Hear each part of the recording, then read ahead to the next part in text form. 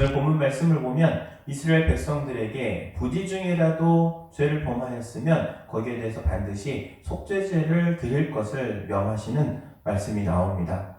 하나님께서 이스라엘 백성들에게 주신 계명이 있습니다. 율법이 있습니다. 그리고 그것을 지켜 행할 것을 명령하시죠.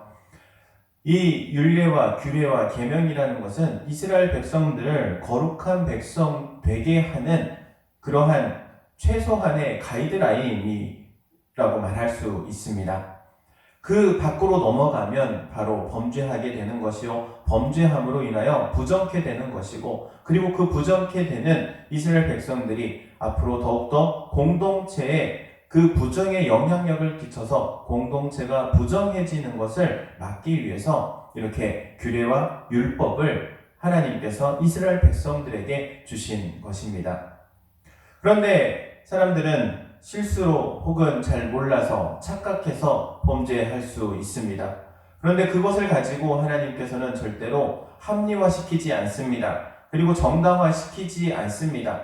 합리화도 정당화도 다 배척합니다. 오히려 하나님께 나와 하나님 앞에 죄를 고백하고 다시 죄를 범하는 일이 없도록 하기 위하여서 하나님께 속죄제로 예물을 드리며 죄 용서함을 위하여서 제사 드릴 것을 명령하고 계십니다.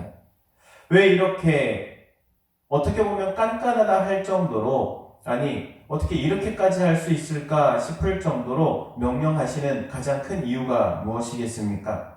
바로 부정함으로 인하여 이스라엘 백성들이 타락하면, 하나님의 거룩한 백성이 타락하게 되었을 때 더 이상 하나님의 백성이 아니라 더 이상 하나님의 백성으로서의 모습을 유지하지 못하고 거룩함을 잃어버리게 되면, 예수님께서 말씀하셨던 것처럼 바로 소금이 짠맛을 잃어버리면 밖으로 내어져 버리고 사람들에게 밟힐 뿐이라고 말씀하셨던 것처럼, 거룩해야 할 이스라엘 백성들이 거룩함을 유지하지 못하면 바로 쓸모없이 밖으로 버려지고 사람들에게 밟히게 되기 때문에 하나님께서는 이스라엘 백성들을 거룩하고 정결하게 유지하기를 원하시고, 그를 위하여서 이렇게 율법으로, 계명으로, 규례로 말씀하시고 명령하시는 것을 볼 수 있습니다.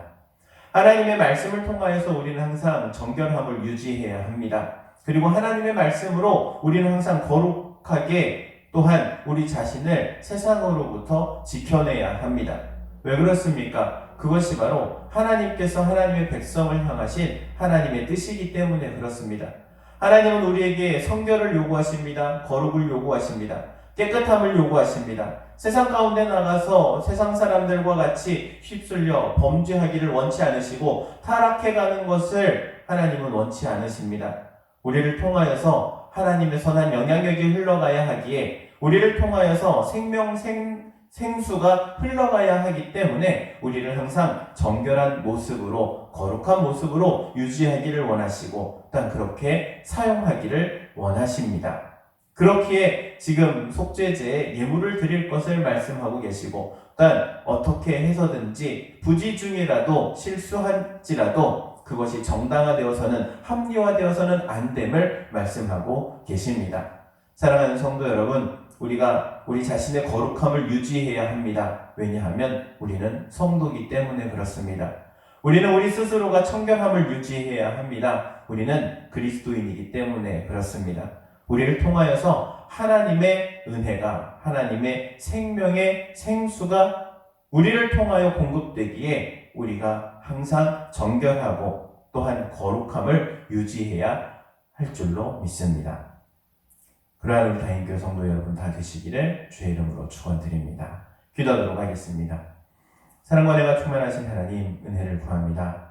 우리를 거룩한 백성으로 부르시고 거룩한 나라요 왕같은 제사장이라고 말씀하시는 주님, 주님께서 쓰시고자 할 때 온전히 준비되어 쓰임받을 수 있도록 우리가 정결함으로, 거룩함으로, 깨끗함으로 유지하게 하시고 성별된 자로서의 삶을 살아가게 하시며 우리를 통하여 하나님의 은혜가 임하고 생수가 넘쳐나도록 역사하여 주옵소서.